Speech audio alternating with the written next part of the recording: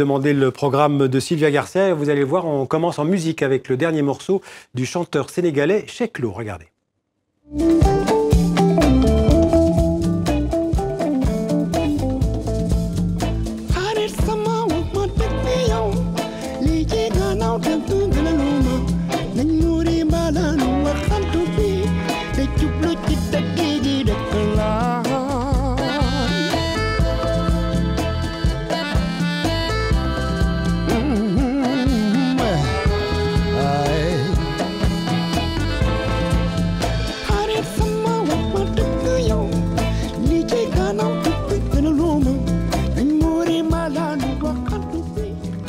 Alors, on vient de voir le dernier clip donc, de Cheikh Lo. Il est sénégalais, il est né au Burkina Faso, donc c'est un petit peu un condensé de l'Afrique de l'Ouest. Oui, Degui, titre éponyme de son nouvel EP, sorti lundi, annonciateur d'un album en juin. Sur cette balade qu'on voit ici, qu'on entend ici, il accompagne la chanteuse Flavia Coelho et l'accordéoniste Fixi. Sur Balbalou, c'est la trompette d'Ibrahim Malouf qui rejoint les guitares et sa barre sénégalais pour un jazz funk spirituel. Enfin, la griotte malienne Oumou Sangaré se joint à lui sur le morceau Doyal Naniou.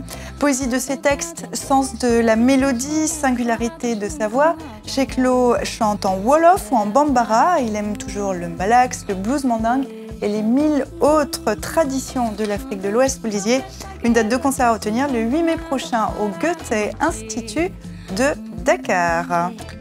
Alors, direction Paris pour la 9e édition, en français dans le texte, du Drawing Now. Oui, dessiner maintenant. Hein. Voilà, donc c'est un festival, enfin c'est une foire. Une foire, voilà, je cherchais le terme d'art contemporain, de dessin contemporain. C'est la première foire d'art contemporain en Europe, uniquement dédiée au dessin de ces 50 dernières années à aujourd'hui.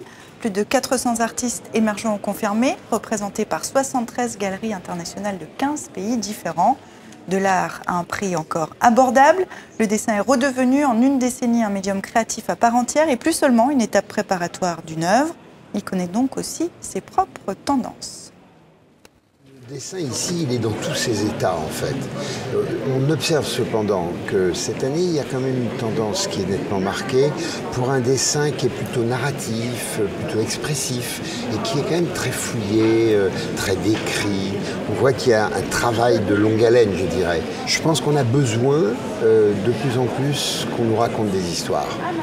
Parce qu'on a besoin finalement de s'entourer de mythes, de s'entourer de fables pour pouvoir des fois un peu quitter un quotidien qui n'est pas toujours très facile. Alors, cette 9e édition se situe est placée sous le signe de l'engagement. Au lendemain des attentats de Paris, le Salon a décidé de se mobiliser pour rendre hommage à la liberté d'expression. Au milieu des stands, une exposition sous la tutelle de Picasso qui disait en substance, écoutez bien, que croyez-vous que soit un artiste, il est un être politique, constamment en éveil devant les déchirants, ardents et doux événements du monde. On regarde. C'est le prétexte culturel dans une foire commerciale. Alors, les événements du début de l'année m'ont conduit finalement à la placer sous l'intitulé du dessin engagé. Il ne s'agit pas du tout d'une exposition qui parlerait d'illustrateurs, de caricatures, de satire, mais au contraire de mettre en valeur comment les artistes plasticiens, un certain nombre en tout cas d'entre eux, articulent leur travail par rapport à cette idée d'engagement. Et parmi ces 8 artistes, il y a notamment Yann Thomas, qui est un artiste tout à fait étonnant puisqu'il est artiste observateur à l'ONU. Il a un siège à l'ONU. Il est donc invité à participer à toutes les assemblées générales.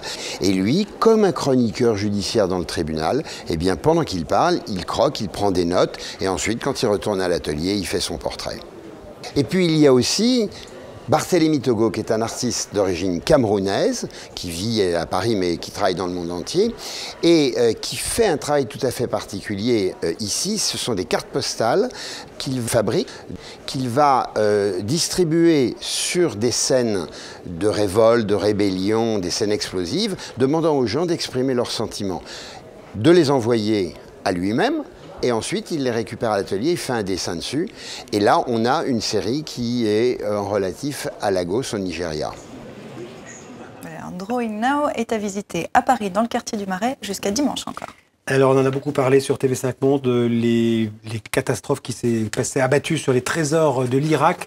On va voir un musée virtuel pour ressusciter ces trésors. Oui, les images des militantes de l'État islamique démolissant ces antiquités du musée de Mossoul ont révolté 2 étudiants. Ils répliquent avec, vous le voyez, cette plateforme numérique, Project Mossoul, pour rassembler le travail d'historiens et d'archéologues et pour reconstruire virtuellement les œuvres détruites ou volées. Tout un chacun, un ancien visiteur du musée par exemple, peut offrir ses clichés et participer à ce travail de sauvegarde. Importance patrimoniale donc, mais aussi pratique. Ce travail de modélisation pourrait également permettre de reconnaître et de pister les objets qui auraient été volés et revendus. On sait que c'est une source de financement pour l'État islamique.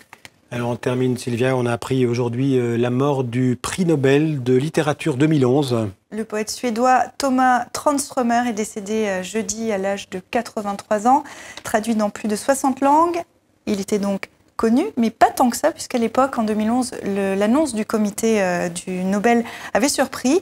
Il était surtout connu dans les cercles des amateurs de poésie, mais il était reconnu pour son écriture simple et limpide, avec un don particulier pour la métaphore. Merci Sylvia, à demain. À demain, Xavier.